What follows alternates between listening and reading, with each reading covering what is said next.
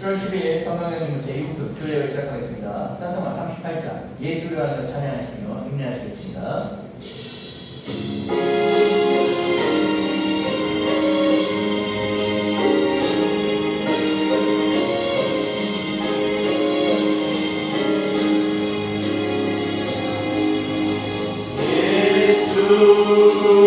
우리 왕이여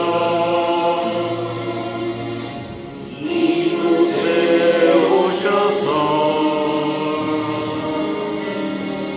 우리가 함께 드리는 영광을 받아 주소서. 우리는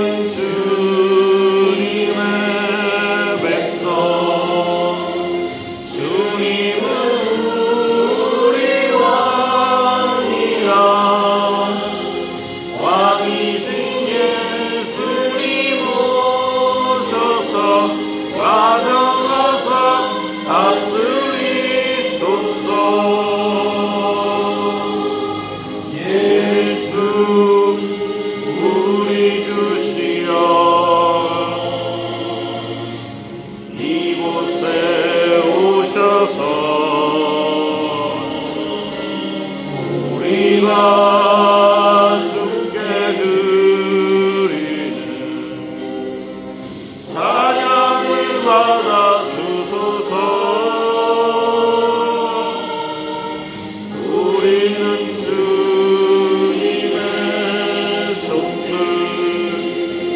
주님은 우리 주시라.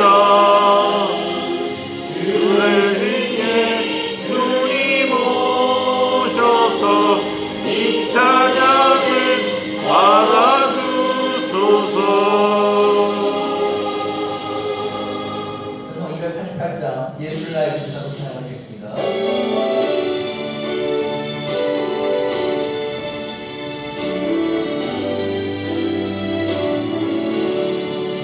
예수를 나의 구주 삼고 성령과 비로소 곧만이 이 세상에서 내 영혼이 하늘의 영광 누리도다. 이것이 나의 간증이요 이것이 나의 찬송일세. 나 사는 동안 끊임없이 구주를 찬송하리로다. 주께 맡긴 내 영 사랑의 음성을 듣는 중에 천사를 왕래하는 것과 하늘의 영광 보리로다. 이것이 나의 간증이요 이것이 나의 찬송일세. 나 사는 동안 끊임없이 구주를 찬송하리로다. 예수를 나의 구주 삼고 찬양하겠습니다.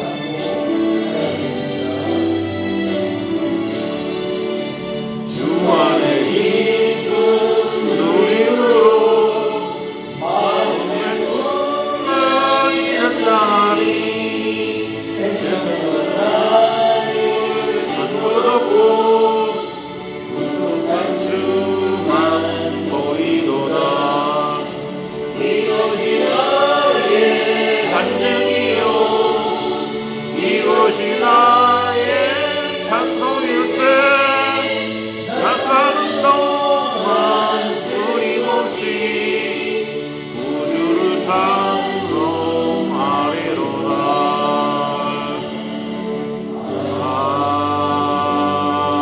아멘.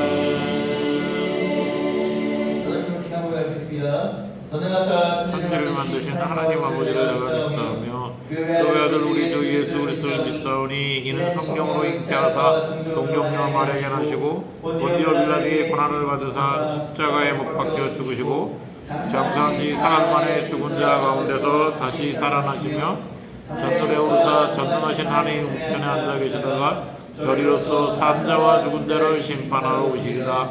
성령을 믿사며 거룩한 공예와 성도가 서로 교통하는 것과 죄를 사하여 주시는 것과 몸이 다시 사는 것과 영원히 사는 것을 믿사옵나이다. 아멘. 여러분 100번입니다. 한번씩 교독하시겠습니다. 제가 먼저 읽겠습니다. 할렐루야 내 영혼아 여호와를 찬양하라. 나의 생전에 여호와를 찬양하며 나의 평생에 내 하나님을 찬송하리로다. 귀인들을 의지하지 말며 도울 힘이 없는 인생도 의지하지 말지니 그의 호흡이 끊어지면 흙으로 돌아가서 그날에 그의 생각이 소멸하리로다. 야곱의 하나님을 자기의 도움으로 삼으며 여호와 자기 하나님께 자기의 소망을 두르는 자는 복이 있도다. 여호와는 천지와 바다와 그 중에 만물을 지으시며 영원의 진실함을 지키시며 억눌린 사람들을 위해 정의를 심판하시며 줄인 자에게 먹을 것을 주시는 이시로다. 여호와께서는 갇힌 자들에게 자유를 주시는도다. 여호와께서 맹인들의 눈을 여시며 여호와께서 비굴한 자를 일으키시며 같이 읽겠습니다.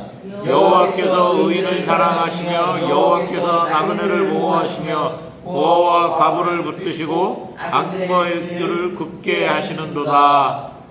하나님께서 우리 오늘 주신 말씀은 로마서 6장 8절 14절 로마서 6장 8절 14절입니다. 제가 짝수를 읽고 마지막 14절 합독하겠습니다. 만일 우리가 그리스도와 함께 죽었으면 또한 그와 함께 살 줄을 믿으니 이는 그리스도께서 죽은 자 가운데서 살아나셨으며 다시 죽지 아니하시고 사망이 다시 그를 주장하지 못할 줄을 알미로다. 그가 죽으심을 죄에 대하여 단번에 죽으시며 그가 살아계심을 하나님에 대하여 살아계심이니 이와 같이 너희도 너희 자신을 죄에 대하여는 죽은 자요 그리스도 예수 안에서는 하나님께 대하여 살아있는 자와 여기지라. 그러므로 너희는 죄가 너희 죽을 몸을 지배하지 못하게 하며 몸의 사욕에 순종하지 말고 또한 너희 지체를 불의와 무기로 죄에 내주지 말고 오직 너희 자신을 죽은 자 가운데서 다시 살아난 자 같이 하나님께 드리며 너희 지체를 의의 무기로 하나님께 드려라. 죄가 너희를 주장하지 못하리니 이는 너희가 범 아래에 있지 아니하고 은혜 아래에 있음이라. 아멘. 이 말씀은 하나님의 살아계신 말씀입니다. 여러분 우리가 흔히 이런 말씀 많이 들어보셨고 또 많이 이런 얘기를 해보기도 했을 겁니다. 나는 원래 이런 사람이야. 나는 원래 가를 잘해. 나는 원래 겁이 많아. 나는 원래 이래. 나는 원래라는 우리의 정체성을 나타내는 단어가 있습니다. 여러분이 원래라는 단어는 우리의 정체성을 나타내긴 하지만 이 원래가 나의 한계가 되는 거고 나의 정체성이 되어버리는 것입니다. 그리고 우리가 여기서 굳어져서 성장하지 못하게 됩니다. 여러분들 이게 우리 일상생활에서 하던 이 패턴이 신앙생활도 이루어지게 됩니다. 예배 시간에 은혜 받고 나서 결단합니다. 아 이번에 달라질 거야. 이번에 제 사람이 되고 아 이번에 안 그래야지. 이번에 가족들하고 싸우지 말아야지. 그런데 여러분 집에 들어가서 일상이 시작되면 언제든 똑같습니다. 제가 항상 말씀드리죠. 그럴 때마다 장로님께서 앞에 앉아서 아멘 하시다가 예배 끝나자마자 권사님하고 나가서 싸우시더라고요. 은혜를 받으셨는데 원래대로 돌아가시고 은혜를 안 받은 게 아니에요. 원래대로 돌아가버리고 스스로 이렇게 얘기합니다. 그리고 후회하죠. 아 나는 역시 안 되는 사람. 나는 원래 이런 사람이야. 바울이 오늘 이런 사이클을 정면으로 브레이크를 겁니다. 너는 더 이상 그런 사람이 아니다. 바울은 그래서 단순히 격려하는 것이 아니라 선언하는 것입니다. 오늘 로마서 6장을 통해서 우리가 원래라는 말로 우리를 정의하는 것이 왜 안 되는지 그리고 우리가 진짜 누구인지를 한번 살펴보도록 하겠습니다. 로마서 5장에서 바울은 하나님이 우리를 의롭다 하심으로 칭의를 받았다. 우리가 의로워서 그게 아니라 하나님의 의로우심으로 우리도 의롭다 하심을 받아 칭의를 받았다라고 선언합니다. 이것이 값없이 주신 은혜였습니다. 우리가 연약할 때 경건하지 않을 때 왜? 우리를 이미 사랑했다고 하셨습니다. 애초부터 우리를 사랑했다고 하셨기 때문에 우리가 사랑받는 존재인 것입니다. 여러분들 이런 선언을 들으면 질문이 따라오게 됩니다. 아 우리가 이미 다 용서하는 하나님의 십자가로 인해서 내가 지을 죄와 앞으로 지을 죄를 다 용서해 주셨는데 아 그럼 내가 막 살아도 되는 거 아닙니까? 우리 기독교 그 얘기합니다. 안 믿는 사람들이 그런 얘기하죠. 아 기독교는 너무 용서해서 쉽게 얘기하는 거 아니야? 아니 너무 쉽게 용서받는 거 아니야? 라고 합니다. 우리가 때때로 그렇게 행동하고 또 그렇게 삽니다. 근데 바울은 우리 색다른 얘기를 하는데 로마서 6장 1절에 뭐라고 하냐면 죄를 더하게 은혜를 더하게 하려고 죄에 거하겠느냐라고 얘기해요. 뭐냐면 은혜 받기 위해서 죄를 더 지겠느냐. 바울은 얘기하면 그럴 수 없다라고. 제가 예전에 말씀드렸습니다. 다른 종교는 여러분 행위를 매우 중요시해야 됩니다. 왜? 내가 예를 들어 100가지 행동을 하는데 다른 어떻게 100가지를 다 잘하겠습니까? 70가지 잘하고 30가지 잘한다면 다른 종교는 이 40을 선의에 의해서 나의 30을 잘하는 것이 덮어집니다. 근데 기독교는 그렇게 얘기하는 것이 아니라 100대 빵. 100대 빵이 불가능한 숫자지만 100대 빵이에요. 내가 그리스도 안에 새로운 사람이 되었기 때문에 새로운 행동을 하라는 겁니다. 그래서 설사 100대 빵이 불가능할지라도 내가 7대 3의 행동을 할지라도 100대 빵의 삶을 살려고 노력하라는 겁니다. 제가 항상 얘기드립니다. 우리가 흔히 기독교를 더 쉽게 용서해주고 더 쉽게 여러분 그렇지 않습니다. 기독교가 사실 더 어려운 종교고 어떻게 보면 그 종교학적으로 기독교는 부정하기 어려운 종교예요. 왜? 더 어려운 얘기예요. 여러분 십자가에서 못 박히는 것이 얼마나 어렵고 힘든 일이었습니까? 여러분 우리가 죄를 지을 때만 십자가에 못 박힌다고 한다면 죄 안 짓거나 죄를 더 이상 짓지 못하고 죽을지도 모릅니다. 그거를 그만 다만 다른 이가 해준 것일 뿐입니다. 그러니까 기독교는 우리가 생각하는 것은 사실 더 어려운 얘기예요. 그래서 우리가 목회자들이나 신학생들도 여러분 무조건 용서받았어요. 맞습니다. 용서받았습니다. 그러나 왜 용서받았는지를 강조해야 합니다. 마찬가지로 그렇기 때문에 그렇게 힘든 대가와 희생을 치렀기 때문에 더 이상 이제와는 다르다라는 것입니다. 그러니까 단순히 내가 7대 3의 7의 잘함과 3의 잘못이 있는데 그 없애니까 3의 4니까 나는 착한 사람이야 라는 것보다 더 고차원적인 얘기입니다. 바울은 우리가 칭의받은 사람은 예전의 우리의 모습이 아니다라고 얘기합니다. 하나님은 우리를 의롭다 하셨다면 그렇다면 우리는 이제 누구인가? 의롭다 하신 받은 사람은 누구인가? 라는 질문에 대한 답입니다. 로마서 6장 8절 10절 읽겠습니다. 만일 우리가 그리스도와 함께 죽었으면 또한 그와 함께 살 줄을 믿노니 이는 그리스도께서 죽은 자 가운데서 다시 살아나셨음에 다시 죽지 아니하시고 사망이 다시 그를 주장하지 못한 줄을 알미로다. 그가 죽으심으로 죄에 대하여 단번에 죽으심이니 그가 살아계심은 하나님께 대하여 살아계심이. 개혁에는 죽었으면 이러시죠. 마치 조건절처럼. 그런데 여기서 바울이 쓰는 것은 조건이 아니라 뭡니까? 선언이 이미 일어난 일입니다. 이건 2000년 전에 일어난 팩트예요. 우리가 예수님을 하나님의 아들로 믿지 못하는 사람들조차도 예수님의 십자가 달린 사건은 뭐예요? 역사적 사실이 이미 여러분 이거 19세기에 이미 발표했습니다. 무슨 소리를 제가 어떤 학생이 저한테 물어보더라고요. 어떤 사람이 예수님을 못 믿고 예수님이 실존 사람인지 못 믿겠대요 라고 물어봤어요. 제가 그랬습니다. 그 사람하고 반박하지 마시라고. 왜? 이미 그것은 19세기 1800년대 사실이 밝혀진 겁니다. 이미 1800년대 밝혀진 사실 못 받아들이는 분한테 우리가 뭐라고 얘기하겠습니까? 우리가 더 이상 이게 지구가 중심이고 태양이 돌아간다고 얘기하지 않아요. 물론 요즘도 그렇게 얘기하시는 분이 있죠. 지구가 평평하고 태양이 돌아간다. 우리가 그런 사람들하고 싸우지 않습니다. 왜? 싸울 필요가 없어. 마찬가지입니다. 이것도 팩트예요. 그러니까 사실 논쟁할 필요가 없는 거예요. 예수를 믿는다는 것은 예수의 죽음이 나의 죽음이 되었다. 내가 방관자가 아니라 내가 그것을 경험한 자가 되었다는 것입니다. 예수의 부활이 나의 시작이 된다는 것입니다. 바울은 그것을 구체적으로 설명하는데 사망이 다시 그를 주장하지 못할 줄 알미로라. 이걸 영어 성경에서 no longer has dominion이라고 합니다. 이 dominion이라는 단어가 dominate, 지배하다라는 뜻이에요. 이 dominion이라는 단어는 왕이 영토를 지배하는 것처럼 주권적 지배. 그러니까 죽음이 주장하다는 것은 죽음이 그를 자기의 소유물로 여기다라는 겁니다. 사망은 예수님께 더 이상 적용되지 못하고 지배하지 못한다는 것이죠.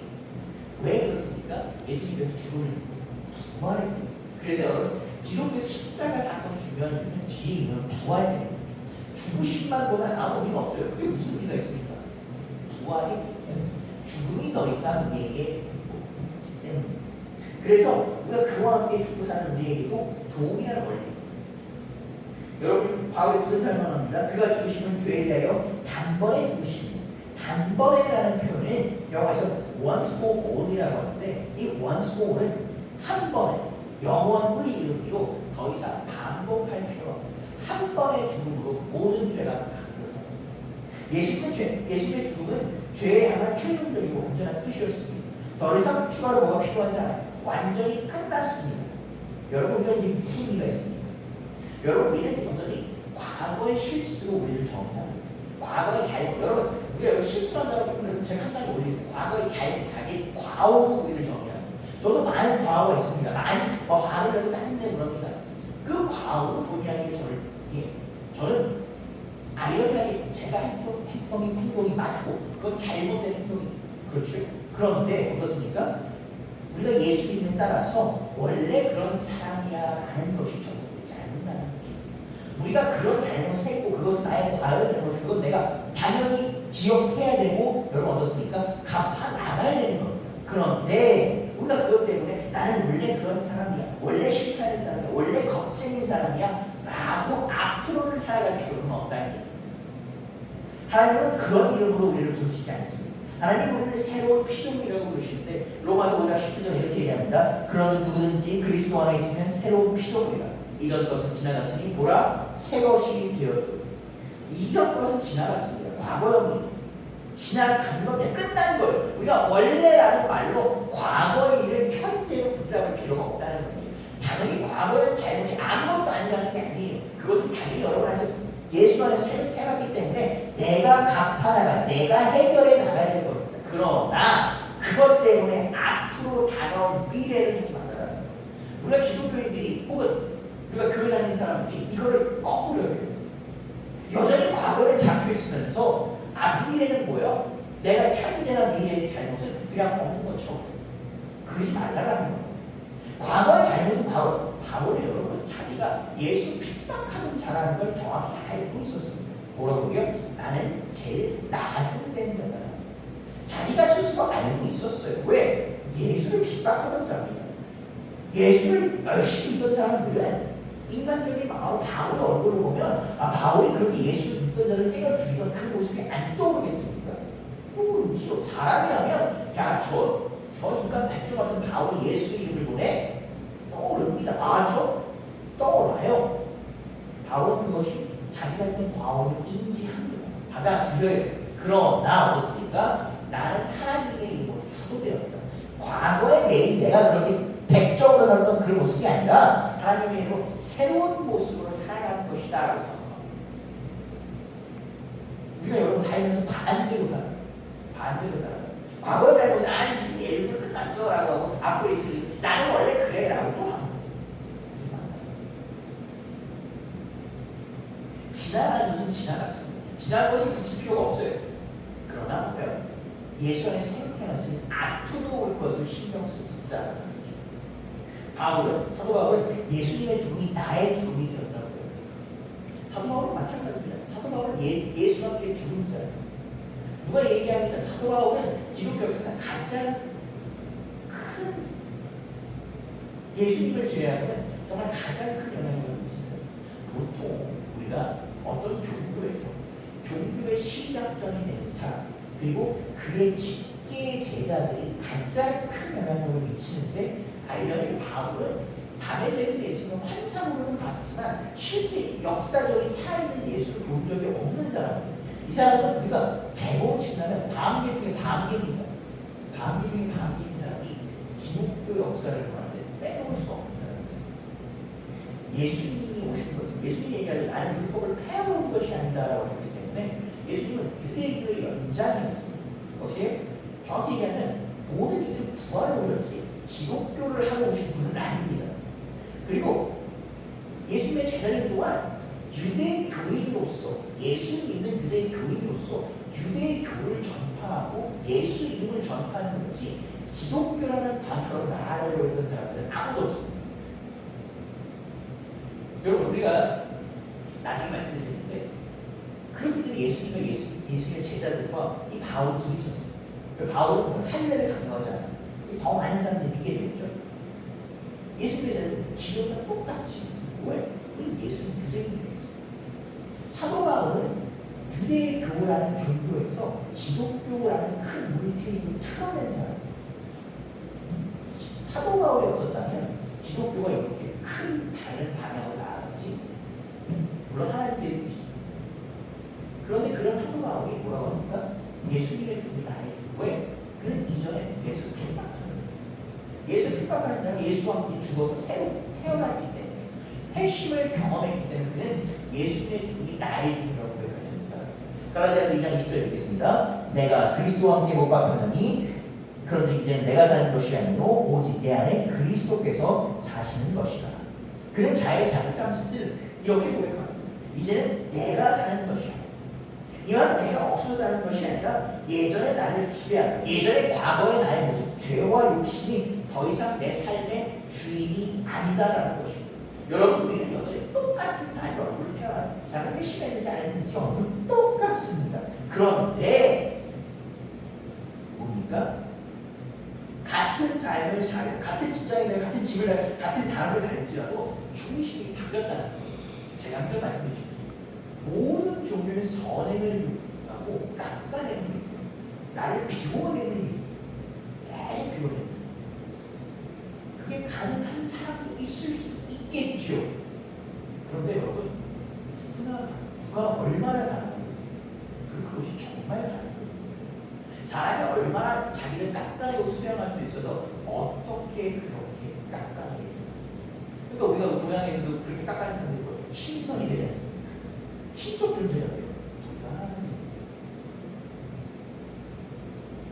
기독교는 체험을 얘기해요. 호주에 어떤 신학교 교수님이 있으니 기도라는 것은 호흡으로 채운다. 오를 채우냐? 깎아낸 것을 그리스도로 채워가는 것이죠. 사람은 비워내는데 한계가 있습니다. 비워내는 채워가는 것이죠. 그 채우는 것이 나의 삶의 중심이 바뀌는 것이죠. 내가 더 이상 있는 것이 아니라 그리스도와 함께 사는 것이죠. 이것을 바울은 영이 믿지라라는 강력한 명령으로 우리에게 권고합니다. 로마서 6장 11절에서 14절 읽겠습니다. 로마서 6장 11절에서 14절 읽겠습니다. 이와 같이 너희도 너희 자신을 죄에 대하여는 죽은 자요 그리스도 안에서는 대하여는 살아있는 자로 여길지어다. 그러므로 너희는 죄가 너희 죽을 몸을 지배하지 못하게 하여 몸의 사욕에 순종하지 말고 또한 너희 지체를 불의의 무기로 내주지 말고 오직 너희 자신을 죽은 자 가운데서 다시 살아난 자 같이 하나님께 드리며 너희 지체를 의의 무기로 하나님께 드리라. 너희가 죄를 주장하지 못하리니 이는 너희가 법 아래 있지 아니하고 은혜 안에 있습니다. 다음 페이지 한번 보여주십시오. 네. 우리가 개혁개정에서 여길지어다라는 표현에서 영어 성경은 consider라는 단어와 counter를 썼습니다. 이거 제가 지난 시간에 말씀드렸어요. 이게 회개의 의미를 담는다. 장부에 기입하듯이 계산하듯이 이것이 사실로 받아들여야 합니다. 이것을 여러분 단순히 이렇게 느껴라라는 것이 아닙니다. 그렇게 느껴지지 않을지라도 우리가 설사 받아들여지지 못할지라도 그리스도 안에 있어서 우리가 하나님에 대해서 살아있는 자라고 느끼지 못할지라도 그것이 팩트임을 받아들여라라는 것입니다. 우리가 때로는 감정합니다. 머리로 아는 것이 중요한가? 우리가 마음으로 아는 것이 중요한가? 어떤 것이 먼저인가? 당연한 얘기지만 여러분 이게 다 필요합니다. 머리로 끄덕여야 마음까지 다룰 수가 있습니다. 머리로 끄덕이고 마음에 닿지 못하면 아무 쓸모가 없습니다. 오늘 단어는 마찬가지예요. 마음에서 와닿는 것이 아니라 머리 자체로 닿는 거예요. 왜? 이것은 팩트라는 거예요. 사실이라는 여러분이 마음에 닿지 못하더라도 이것은 변화한다는 거예요. 왜? 제가 말씀드렸어요. 제가 말씀드렸죠? 예수의 사건이 역사적인 사건이 논쟁하는 사람들은 논쟁할 필요 없어요. 왜? 이거 18세기 증명이 된 거예요. 역사적인 사실입니다. 하나님의 선언이 기준입니다. 여기에 사람들은 오해가 있습니다. 행동부터 바꾸면 되는 것이 아니에요. 여러분 행동을 바꾸려 노력하는 게 나쁜 것은 아닙니다. 당연하죠. 행동이라는 것은 매우 중요합니다. 그런데 행동이라는 건 어디서 나옵니까? 생각에서 나옵니다. 행동이라는 건 우리의 마음가짐에서 나옵니다. 오늘 여기서 보면 정체성. 행동을 먼저 바꾸려면 여러분 의지력 싸움입니다. 내가 공부하려면 너무 힘들어요. 제가 어렸을 때 공부하기 너무 싫었거든요. 그 공부가 너무 싫었어요. 그 공부하려면 죽겠더라고요. 머리가 죽겠더라고요. 근데 더 중요한 건 뭔지 아세요? 제가 공부가 그렇게 싫었는데 저보다 못한 친구예요. 그래서 제가 꼭 그랬어요. 얘는 나보다 못한 얘는 얼마나 하기 싫어요. 근데 제가 요즘도 그런 생각을 합니다. 저도 이제 그 전도사 하면서 사람들을 가르치는 일을 직업을 하는데 똑같아요. 저 어렸을 때 하기 싫었던 것처럼 더 하기 싫어요. 그래서 제가 그 친구한테 이렇게 얘기했어요. 제가 하기 싫었는데 야, 공부를 좀 하려고 좀 해봐. 제가 또 그랬어. 나 되게 하기 싫어. 사람이 여러분 똑같은 행동을 할 때 어떤 생각을 갖고 마음 먹느냐에 따라서 여러분 제가 공부를 너무 하기 싫어하니까 이 단어 한 글자 한 글자 쓰는 게 너무 의지로워서 너무 무서워. 그런데 제가 뭘 하려고 하는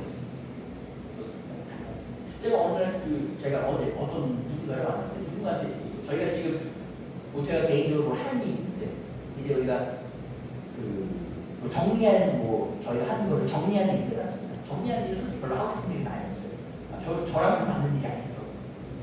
근데 이제 정리하는 일이 끝나면 이걸 이제 실행이 들어가는 일이에요. 저는 실행이 들어가는 일은 귀찮긴 하지만 뭘 해야 돼 귀찮긴 하지만 별로 어렵지가 않아요. 재밌어요.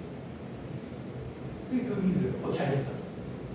사람이 똑같이 귀찮고 어차피 일을 하는 건 힘이 들어가요. 안 들어가지 않아요. 그런 어때요? 마음 먹기에 따라서 마음이 달라집니다. 그 정리하는 일을 했을 때는 이거 어떻게 하지? 야 큰일 났다. 이거 어떻게 하고 나한테. 그런데 이 하는 일은 어떻게 보면 이거는 누군가 이 해온 일을 제가 정리하는 거였습니다. 근데 이거는 누군가 해온 일이 없어요. 제가 스스로 알아서 해야 돼요. 어떤 난감할 수도 있어요. 그런데 어때요? 자신 있어요. 할 수 있을 것 같아요. 사람이 마음 먹기에 따라 여기서 오늘 본문을 보면 정체성, 내가 어떤 생각과 정체성을 갖고 있냐에 따라서 행동이 달라집니다. 여러분 우리가 그런 얘기하죠. 선비가 선비답게 다니는 거 선비처럼 선비가 행동에 선비가 되는 게 아니고요. 선비로 태어나. 여러분 선비라고 선비답게 살기 싫겠습니까? 그러면 나빠가게. 그런데 자기가 선비라는 정체성이 있을 겁니다. 가질 수 있고 도를 행동을 하는 존재가 행동을 안 하는 것이 행동이 존재를 만드는 것입니다. 마찬가지입니다. 우리는 거룩하게 살아서 하나님의 자녀된 게 아니라 하나님의 자녀되기 때문에 거룩하게 살아가야 되는 겁니다. 여러분 제가 항상 말씀드려요. 기독교는 우리에게 다른 순서와 다른 방향을 여러분 이러니까 기독교가 어려운 거예요. 여러분 제가 항상 말씀드려요. 여러분이 틀린 게 아닙니다. 여러분이 틀렸다면 고치면 돼요. 나는 항상 얘기해요. 하나님께 기도합니다. 여러분, 하나님 이거 해주세요. 이게 맞아요. 또 틀리니까 하나님한테 여러분 맞다고 얘기하는 거예요. 근데 여러분 생각해보세요. 가능이라는 순서가 다르다면 맞고 틀리고 문제가 여러분이 적으실 거예요. 순서가 달라지면 여러분의 신앙이 나아가는 방향, 여러분의 정체성이 달라집니다. 바울이 정체성을 실제 몸과 행동을 연결합니다. 죄가 너희 두 몸을 지배하지 못하게 하리. 너희 죄를 의의 무기로 하나님께 드리라. 동일한 구절을 우리 뭐라고 하냐면 인스트루먼트라는 것입니다. 의의 도구라는 것입니다. 이 무기와 도구는 조금 차이가 있습니다. 이 인스트루먼트라는 단어는 도구와 악기에 좀 가까워요. 물론 이거를 뭐 무기라고 쓸 수도 있긴 하지만 어쨌든 도구, 악기에 좀 가까웠습니다. 즉 우리의 모든 것이 하나님의 목적을 위한 도구가 된다는 것입니다. 여러분 우리가 관을 때 관을 찾는 것은 참을성이 강해서가 아니라 그리스도입니다. 제가 그런 얘기 들었어요. 우리가 교회에서 행사를 하면 물건 많이 시켜요. 물건 많이 시키면 배송 엄청 많이 거예요. 그럼 이 배송을 이렇게 많다 쌓아주세요. 사실 배송이 오면 배송기사님이 해주시는 거죠. 저는 안 해주세요. 근데 제가 오늘 이렇게 하기 싫었는데 같이 했어요. 교회는 하나입니다. 교회. 마찬가지.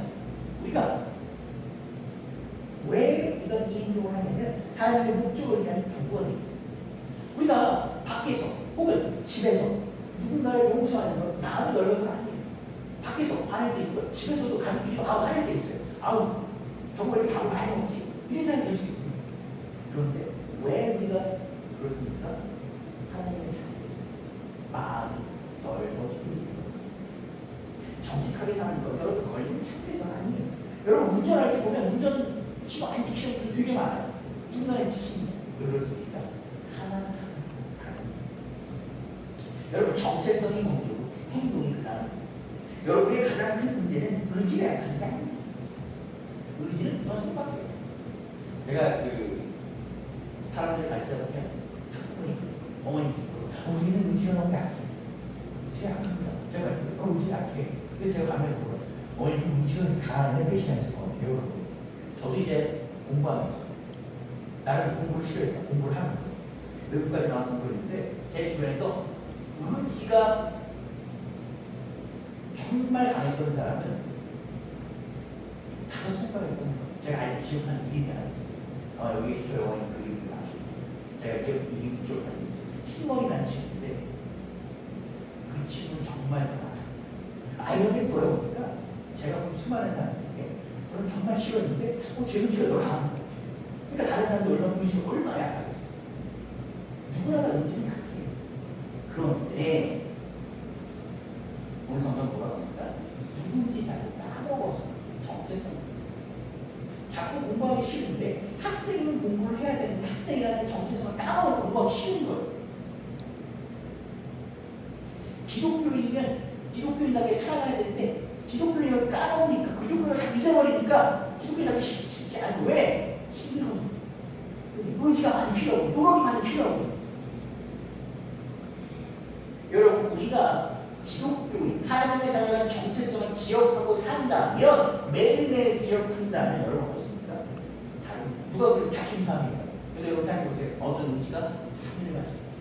하루 너무 많이 먹는 거예요. 매일매일 우리가 그 정체성을 한다면 그날 하루가 달라집니다. 마지막으로 죄가 너희를 주장하지 못하리니라고 해요. 영어서는 어디서 뭐냐면 no longer be your master. 죄가 너의 주인이 아니다.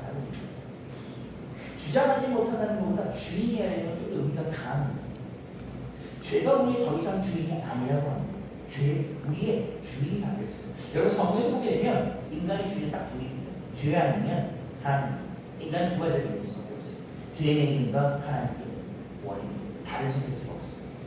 일적으로 우리가 죄에 매였다면, 죄가 우리의 주인이었다면 이제는 뭐다?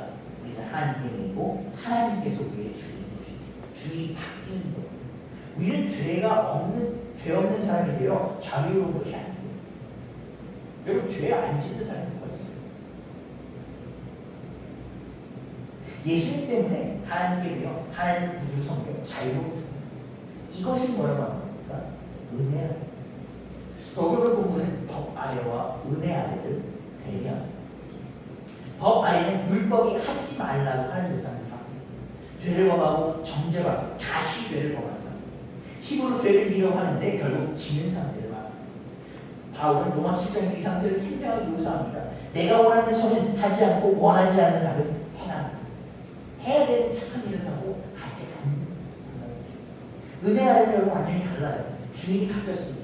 죄가 주인이었다가 여러분 죄가 주인이었을 때는 분노가 시키는 말을 했습니다. 욕심이 시키는 욕심대로 살았고요. 비교시키면 비교를 시키면 비교했습니다. 주인의 말을 따르지 않을 수가 없지요. 그런데 그리스도께서 죄인이 됐으니 분노가 시켜도 따라가지 않습니다.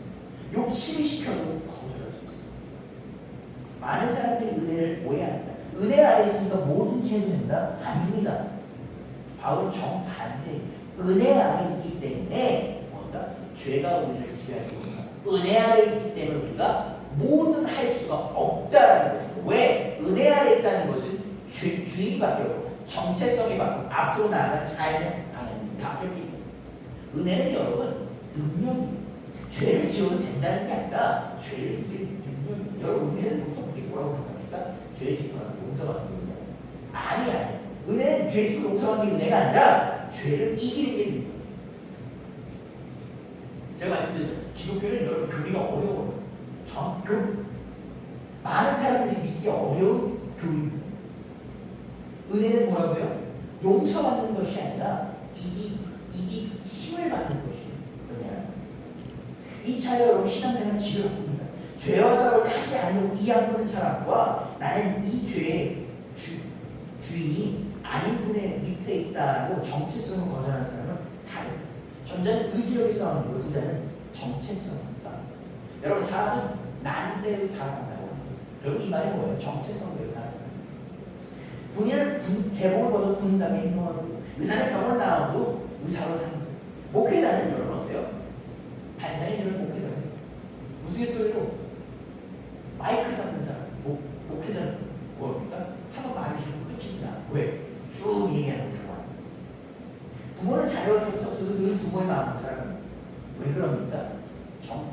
내가 누구인지를 알기 때문에 바울은 우리에게 그것을 말하고 있습니다. 우리는 그리스도와 함께 죽고 그리스도와 함께 살아가는 사람입니다. 죄에 대하여서는 죽은 자요 하나님께 대하여서는 살아있는 자.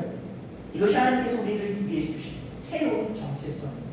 그래서 바울은 죄가 없어졌다고 얘기하잖아요. 여전히 우리는 죄의 기억 가운데, 죄는 우리 가운데 가장 가까운 데 있습니다. 그래서 여러분, 우리가 연약할 때 혹은 연약하지 않아도 넘어집니다. 왜? 죄는 누구보다 강해요. 여러분이 죄보다 강할 수는 없습니다. 그렇기 때문에 여러분 끊임없이 넘어지는 거예요. 그러나 바울 분명히 얘기합니다. 죄가 너희를 주장하지 못하리니 이는 너희가 법 아래 있지 않고 은혜 아래 있습니다. 죄는 여전히 여러분을 넘어뜨릴 수 있고 유혹할 수 있지만 우리의 주인이 될 수는 없습니다. 우리는 넘어질 때마다 뭐라고 합니까? 아, 나는 안 된다. 나는 왜 이런 사람인가 스스로 자책합니다. 그러나 그것은 하나님의 음성이 아니라 우리의 연약한 마음과 사랑의 친구성입니다. 하나님은 실패한 우리를 위하여 뭐라고 하십니까? 넌 끝났다. 너 원래 그런 놈이야. 라고 얘기하지 않으세요. 일어나. 내가 너를 붙잡고 있다라고 하시며 우리에게 손대는 것입니다. 우리가 잘해서 하나님의 자녀된 것이 아니라 하나님의 은혜로 자녀가 되었기 때문에. 그러므로 하나님의 우리의 신분은 우리의 성공을 유지하는 것도 아니고 우리의 실패로 빼앗기는 것도 아니고 우리의 신분은 딱 두 가지입니다. 예수 그리스도의 십자가와 부활을 위해 세워져 있습니다. 그러므로 은혜 안에 사는 사람은 자신을 끊임없이 증명하려고 애쓰는 사람이 아니라 이미 하나님께 받아들였다는 사실을 알기에 감사하고 사는 사람. 그럴 때부터 감사가 중요하다고. 다른 사람과 사람을 자신을 비교하며 살아가는 사람이 아니라 하나님께서 주신 삶에 충실하게 살아가는 사람입니다. 넘어졌을 때 자기를 포기하는 사람이 아니라 자신의 주님의 손을 붙잡고 일어나는 사람입니다. 실패를 숨기려는 사람이 아니라 은혜를 의지하며 다시 살아가는 사람입니다. 바울이 여기서 끝내지 않고 8절에 가면 뭐라고 하냐면 왜 우리가 끝까지 살아갈 수 있는지에 대해서 얘기해요. 그 짧게 미리 말씀드리면 우리 안에 누가 있다? 성령이 우리 안에 있다는 것은 하나님께서 또 성부 보내신 도의 성 위에 함께하는 즉 예수님께서 우리와 함께하는 더 나아가서 예수님께서 우리와 동행하시고 사랑하는 성도를 이번 주 우리 삶에 크고 작은 유혹이 찾아올 것입니다. 화나는 일도 있고 낙심되는 일도 때로 넘어질 수 있습니다. 그러나 그때마다 오늘의 말씀을 기억하십시오. 나는 죄의 종이 아니라 하나님의 은혜 아래 살아가는 하나님의 자녀입니다. 여러분 이 사실을 붙드는 사람은 쉽게 넘어지지 않습니다. 유혹이 다가와도 여러분 한쪽에 흔들려도 감정이 흔들려도 넘어지지 않습니다. 혹은 넘어져도 딛고 일어납니다. 그러므로 이번 한 주도 나의 감정보다 하나님의 말씀을 나의 실패보다 십자가의 은혜를 말하고 나의 연약함보다도 나를 붙드신 하나님의 사랑을 의지하며 살아가시기 바랍니다.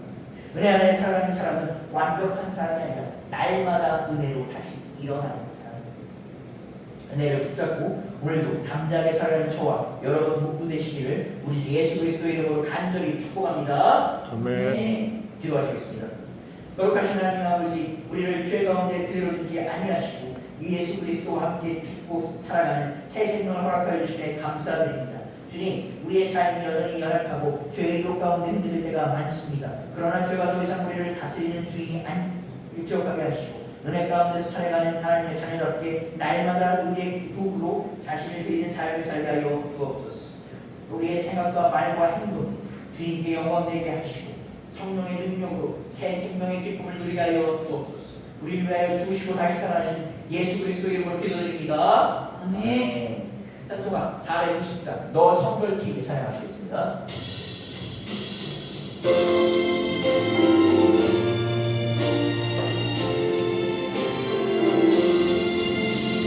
너 성결케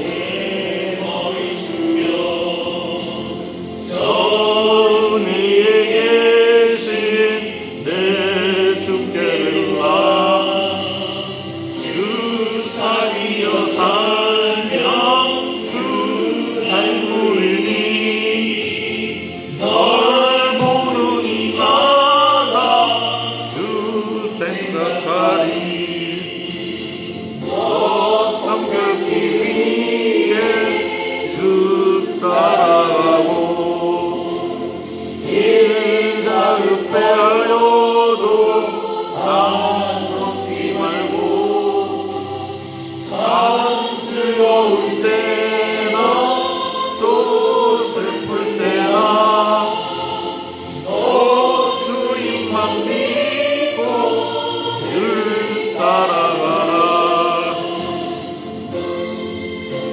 성을 위해 기도하고 주여 주님 함께를 상상하여 주옵소서.